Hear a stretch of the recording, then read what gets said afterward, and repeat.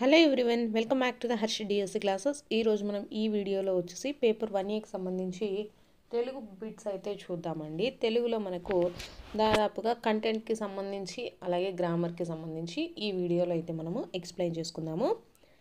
So first చూసుకున్నట్లయితే మనకు ఒక పద్యాన్ని అయితే ఇవ్వడం జరుగుతుందండి. ఆ పద్యం ఏందో చూద్దాము.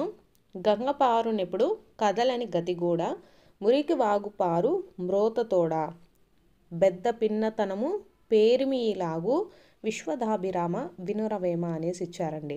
సో గంగానది అనేది ఎలా పారుతుంది? పారు అంటే అది నీళ్ళతోటి వెళ్తూ ఉంటుంది కదా. సో అది ఎలా ప్రవహిస్తుంది అంటే కదలని గతిగోడ, అంటే కదలని కుండ ఎటువంటి శబ్దం చేయకుండా ఉంటుంది కదా. సో అలా అయితే పారుతుందన్నమాట. సో మురికి వాగు వచ్చేసి పారు మ్రోతతోడ, మురికి వాగు అనేది మనకు సౌండ్ చేసుకుంటూ ప్రవహిస్తూ ఉంటుందన్నమాట. సో ఈ రెండుటి డిఫరెన్స్ ఎలా ఉంటుందంటే మనకు వచ్చేసి మంచివాడును అలాగే చెడ్డవాడు ఉంటాడు కదా, వాడి యొక్క భేదం ఎంత డిఫరెన్స్ అయితే ఉంటుందో ఈ గంగా నదికి అలాగే మురికి వాగుకో డిఫరెన్స్ ఇలా ఉంటుంది అనేసి మనకు వేమన శతకం ద్వారా అయితే చెప్పడం జరిగింది. సో దీంట్లో క్వశ్చన్ చూసుకున్నట్లయితే శబ్దం చేస్తూ ప్రవహించేది ఏది? ఇక్కడ వచ్చేసి మనకు క్వశ్చన్లోనే ఇచ్చారు కదా. ఇక్కడ మురికి వాగు పారు మ్రోతతోడ అంటే మురికి వాగు వచ్చేసి మనకు ఎక్కువగా సౌండ్ చేసుకుంటూ వెళ్తుంది అనేసి ఇచ్చారనమాట. సో శబ్దం చేస్తూ ప్రవహించేది ఏది? మురికి వాగు. సో సెకండ్ ఆన్సర్ వచ్చేసి కరెక్ట్ ఆన్సర్ అండి. నెక్స్ట్ క్వశ్చన్ చూద్దాము. నెక్స్ట్ క్వశ్చన్ వచ్చేసి ఈ పద్య రచయిత ఎవరు అనేసి ఇచ్చారు. సో మనకు విశ్వదాభిరామ వినుర వేమ అనేసి ఇచ్చారు. సో ఇది వచ్చేసి వేమన శతకం అండి. వేమన శతకాన్ని రచించింది ఎవరు అంటే Vemana. So option 4 is the right answer. Next question చూద్దాము. ద్రావిడ భాషలు సుమారు 24, మాట్లాడే వాళ్ళ సంఖ్య వచ్చేసి 22 కోట్లు అనమాట. సాహిత్యము లిపి ఉన్న భాషలు 4. అవేంటి అంటే తమిళము, మలయాళము, కన్నడం, తెలుగు. ద్రావిడ భాషలన్నింటిలోనూ ఎక్కువ మంది మాట్లాడేది ఏది అంటే తెలుగు. ద్రావిడ భాషలు సంస్కృత మాతృక నుంచి వచ్చినవి కాదు అనేది నిర్వివాదాంశము అనేసి మనకు ఒకటి పారాగ్రాఫ్ అయితే ఇచ్చారండి. సో ఇక్కడ చూద్దాము. మలయాళ భాషకు ఉండేవి ఏంటివి అనేసి ఇచ్చారనమాట. సో మలయాళ భాషకు ఉండేవి ఏంటంటే ఇక్కడ మనము ఇచ్చినటువంటిది చూసుకున్నట్లయితే సాహిత్యము లిపి ఉన్నటువంటి భాషలు 4 అని ఇచ్చారు. దాంట్లో మనకు మలయాళం కూడా ఉందండి. సో మలయాళ భాషకు సంబంధించి ఏంటి? లిపి, సాహిత్యము 2 ఉంటాయి. సో ఆప్షన్ 1 వచ్చేసి కరెక్ట్ ఆన్సర్. నెక్స్ట్ క్వశ్చన్ చూద్దాము. నెక్స్ట్ క్వశ్చన్ చూసుకున్నట్లయితే ఇది నిర్వివాదాంశము అనేసి చెప్పడం అయిందండి. సో నిర్వివాదాంశం ఏది అంటే ద్రావిడ భాషలు సంస్కృత మాతృక నుంచి వచ్చినవి కాదు అనేది మనకు ఇక్కడ వచ్చేసి నిర్వివాదాంశము. అంటే మనకి ఇక్కడ ఏమిచ్చారు? ద్రావిడ భాషలకు మూలము సంస్కృతం కాదు అని అండి. సో ఆప్షన్ 4 వచ్చేసి కరెక్ట్ ఆన్సర్. ద్రావిడ భాషలు సంస్కృత మాతృక నుంచి వచ్చినవి కావు అంటే ద్రావిడ భాషలకు మూలము సంస్కృతం కాదు అనేది కరెక్ట్ ఆన్సర్. సో ఆప్షన్ 4 వచ్చేసి రైట్ ఆన్సర్ అండి. Next question. పెన్నేటి పాట రచయిత ఎవరు? పెన్నేటి పాట రచయిత ఎవరు అంటే విద్వాన్ విశ్వం. Next question. నాజరు ఈ రంగంలో ప్రసిద్ధుడు. నాజర్ ఈ రంగంలో ప్రసిద్ధుడు అంటే బుర్రకథ ప్రసిద్ధుడండి నాజర్. నెక్స్ట్ క్వశ్చన్ చూసుకున్నట్లయితే మమకారం పాఠంలోని ఇతివృత్తము. ఇక్కడ ఆప్షన్స్ చూసుకున్నట్లయితే దేశభక్తి, మానవ సంబంధాలు, భాషాభిరుచి, సంస్కృతి అనేసి ఇచ్చారండి. సో కరెక్ట్ ఆన్సర్ దేని గురించి అండి? మమకారము అనేటటువంటి పాఠ్యభాగం దేనికి సంబంధించింది అంటే భాషాభిరుచికి సంబంధించింది. నెక్స్ట్ క్వశ్చన్ అయితే చూద్దాము. ఆయనము అంటే ఏంటి అనేసి ఇచ్చారనమాట. సో ఆయనము అంటే గమనము అండి. ఆయనము అంటే అర్థం ఏంటంటే గమనము. నెక్స్ట్ వచ్చేసి నెమ్మి అనేదానికి పర్యాయ పదాలు ఏవి అనేసి ఇచ్చారండి. సో నెమ్మి అంటే మనకు పర్యాయ పదాలు వచ్చేసి కేకి, మయూరము. ఇవి వచ్చేసి పర్యాయ పదాలు. నెక్స్ట్ చూసుకున్నట్లయితే ఆకాశంలో మేఘాలను చూసి రైతుకు సంతోషం కలిగింది. గీత గీసిన పదానికి వికృతి రాయండి అనేసి ఇచ్చారు. సో సంతోషం అనేది ప్రకృతి అండి. సో దీనికి వచ్చేసి మనకు వికృతి చూసుకున్నట్లయితే సంతోషం. సంతోషానికి వికృతి వచ్చేసి సంతోషం. నెక్స్ట్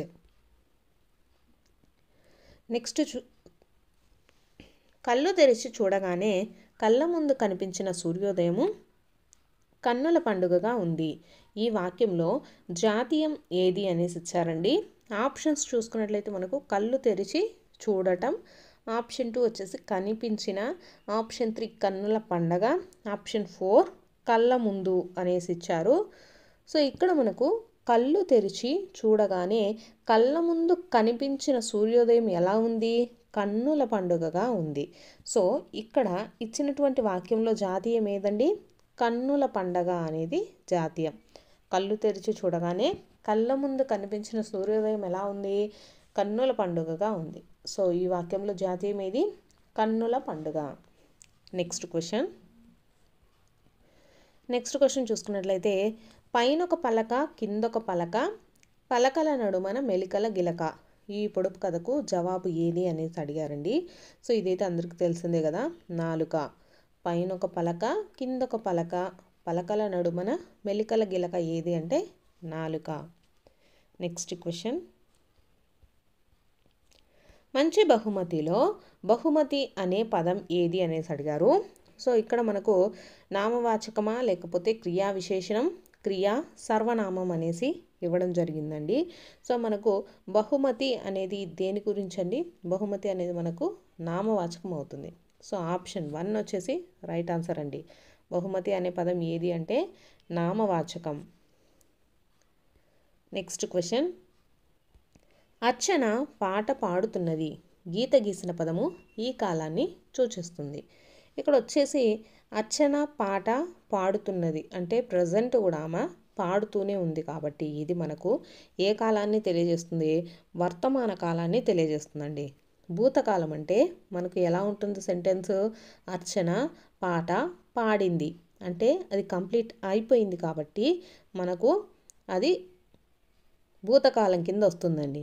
భవిష్యత్ కాలం అంటే అర్చన పాట పాడబోతుంది అంటే ఇంకా పాడలేదు, పాడబోతుంది అనమాట. కొంచెం సమయం తర్వాత పాడబోతుంది అంటే అది వచ్చేసి మనకు భవిష్యత్ కాలాన్ని తెలియజేస్తుంది అనమాట.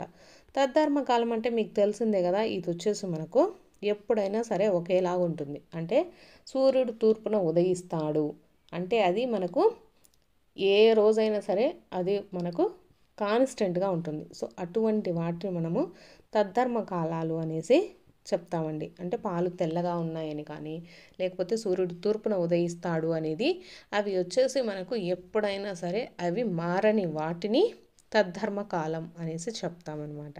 సో చూసారు కదా, ఇక్కడ అర్చన పాట పాడుతున్నది అంటే ప్రజెంట్ ఆమె పాడుతూనే ఉంది కాబట్టి అది ఏ కాలానికి? ప్రజెంట్ టెన్స్ అంటే ఏంటి? వర్తమాన కాలానికి సంబంధించింది. నెక్స్ట్ క్వశ్చన్ చూద్దాము.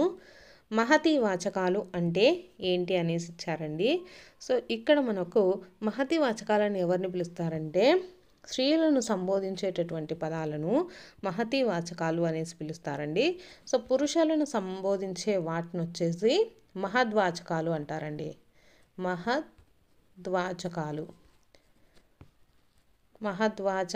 అంటే పురుషులను సంబోధించే పదాలను మహద్వాచకాలు అంటారండి. మహతి వాచకాలు అంటే స్త్రీలను సంబోధించే వాటిని మహతి వాచకాలు అనేసి పిలుస్తారు. నెక్స్ట్ క్వశ్చన్,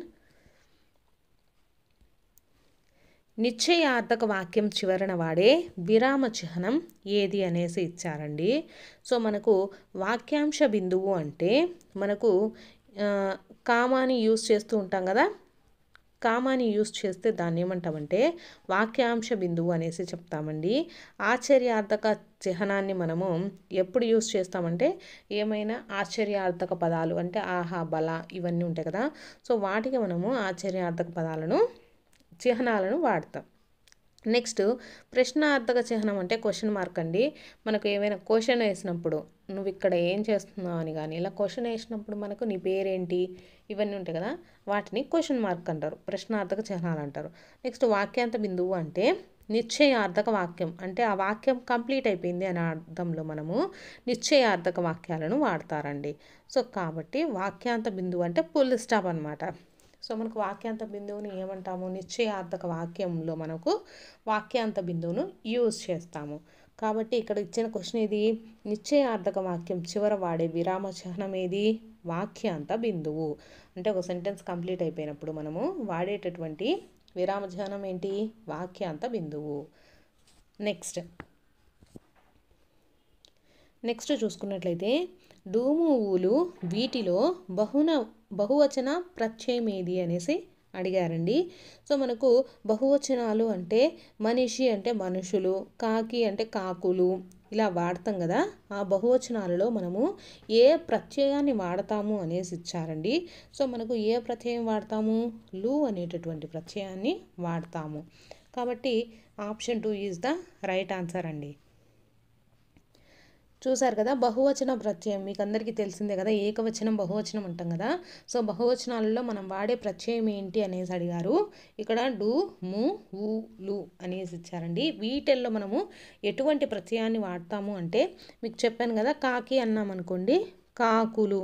సో దీంట్లో బహువచన ప్రత్యయం ఏంటండి, లు అనేది బహువచన ప్రత్యయం అనమాట. సో ఇక్కడ మనకు option 2 is the right answer. Next question చూద్దాము. గాలిని బయటకు ఊదుతూ పలికే అక్షరాలను ఏమంటారు అనేసి ఇచ్చారండి. ఇక్కడ వచ్చేసి గాలిని బయటకి ఊదుతూ పలికే అక్షరాలను వచ్చేసి ఊష్మాలు అంటారండి. ఊష్మాలకు ఇంకొక అక్షరం ఏంటంటే శ్వాసములు అనేసి కూడా పిలవడం జరుగుతుందన్నమాట. సో ఇక్కడ పరుషాలు అంటే ఏంటంటే మీకు చాలాసార్లు అన్నిట్లో అయితే ఎక్స్ప్లెయిన్ చేశాను, ప్రతి ఒక్క వీడియోలో కూడా. ఆ వీడియోస్ కూడా కింద డిస్క్రిప్షన్లో ఇస్తానండి. ఇంకా ఎవరైనా చాలా ఎక్కువగా ప్రాక్టీస్ చేయాలనుకున్న వాళ్ళైతే చేసేయండి. సో చాలా వరకు క్వశ్చన్స్ వచ్చేసి ఇటువంటి బిట్స్ని దాటి బయటకు వెళ్ళండి. కంపల్సరీగా మీకు టైం లేదనుకున్న వాళ్ళు జస్ట్ ఈ ప్రాక్టీస్ టెక్స్ట్లు ఉన్నాయి కదా, అంటే మనకు 2022లో ఎగ్జామ్ జరిగింది కదా, దానికి సంబంధించి ప్రతి ఒక్కటి కూడా ఆప్షన్స్తో సహా నేర్చుకొని వెళ్ళండి. కంపల్సరీగా మీరు తెలుగులో అయితే దాదాపు అవుట్ ఆఫ్ 24 to 25 మార్క్స్ అయితే మీరు ఈజీగా తెచ్చుకోవచ్చండి. సో ఇక్కడ క్వశ్చన్ అయితే చూద్దాము. గాలిని బయటికి ఊదుతూ పలికే అక్షరాలు ఏవి అంటే ఊష్మాలండి. ఊష్మాలను వచ్చేసి మనము శ్వాసములు అనేసి కూడా పిలుస్తారు. ఊష్మాలు అంటే ఏంటంటే ష, ష, స, హ ఉంటాయి కదండి, వీటిని వచ్చేసి మనము ఊష్మాలు అనేసి పిలుస్తారు. వీటికి మరొక పేరు ఏంటండి, శ్వాసములు.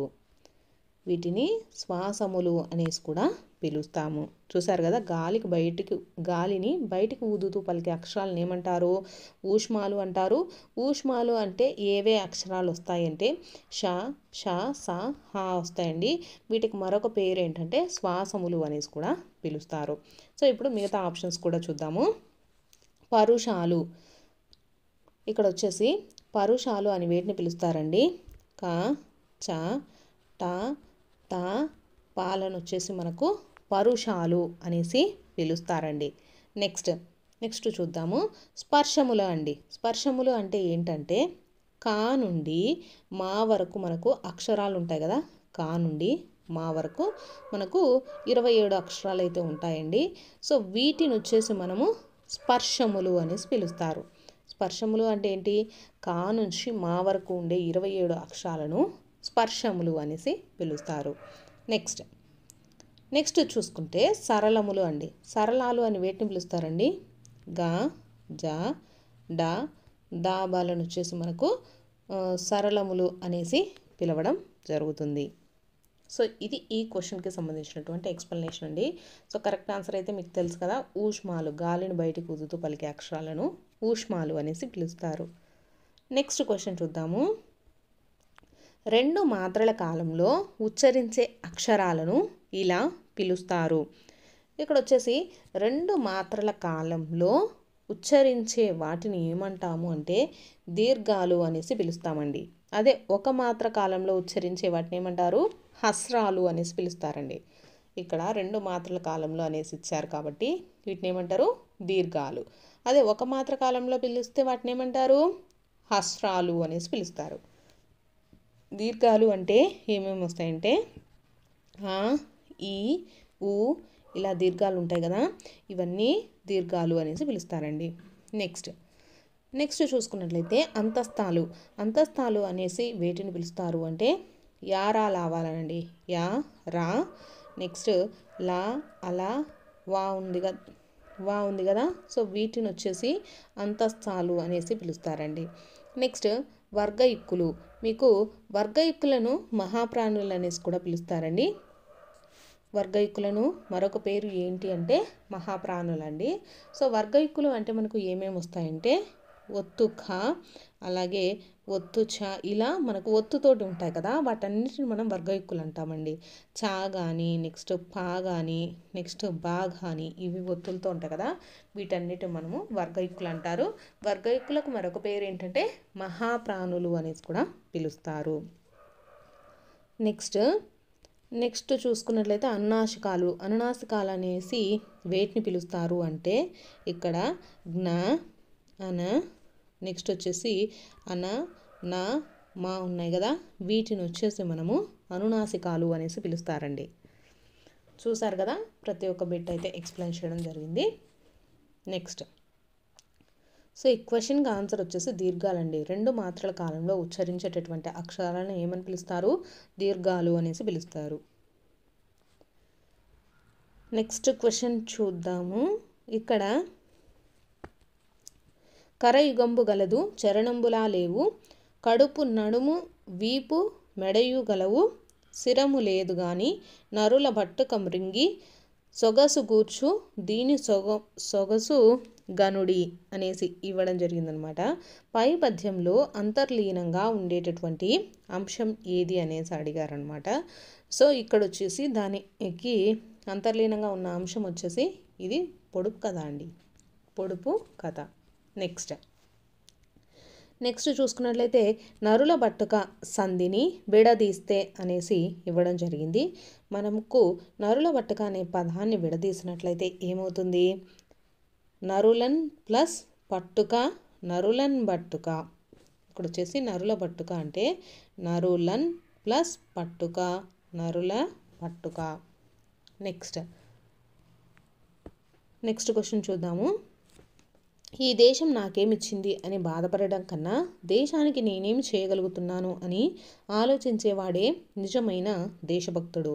దేశభక్తుడు అనే పదబంధానికి విగ్రహవాక్యం అంటే దేశభక్తుడు అనే దానికి విగ్రహవాక్యం రాయండి అనేది ఇచ్చారు. దేశభక్తుడు అంటే దేశమునందు భక్తి కలవాడు. దేశమునందు భక్తి కలవాడు ఎవరు? దేశభక్తుడు. నెక్స్ట్ క్వశ్చన్ ఇక్కడ వచ్చేసి వాచకం అని ఇవ్వడం జరిగింది. ఈ పదంలో ఉన్న గణాలను రాయండి అనేసి ఇచ్చారు. మనకు ఏదైనా ఒక పదానికి దీర్ఘం, ఒక అక్షరానికి దీర్ఘం ఉందనుకోండి, దాన్ని మనము గురువుతో సూచించాలి. సో వా అనే దాన్ని గురువుతో సూచిద్దాం. నెక్స్ట్ చ అనే దానికి ఎటువంటి దీర్ఘం కానీ ఒత్తులు కానీ ఏమీ లేవు కాబట్టి ఇది మనకు లఘువు అవుతుంది. నెక్స్ట్ కమ్ అనే దాన్ని మనకు ఇది సున్నాతో కలిపి ఉంది కాబట్టి ఇది కూడా మనకు లఘువు అనేది గురువు అనేది అవుతుంది. సో వాచకంలో ఉండేటటువంటి గణాలు ఏవి అంటే ఒక గురువు, ఒక లఘువు, ఒక గురువు. సో ఫస్ట్ ఆప్షన్ వచ్చేసి కరెక్ట్ ఆన్సర్ అండి. నెక్స్ట్ చూసుకున్నట్లయితే రాము అన్నం తిని నిద్రపోయాడు. ఇది ఏ వాక్యం అనేసి ఇవ్వడం జరిగిందనమాట.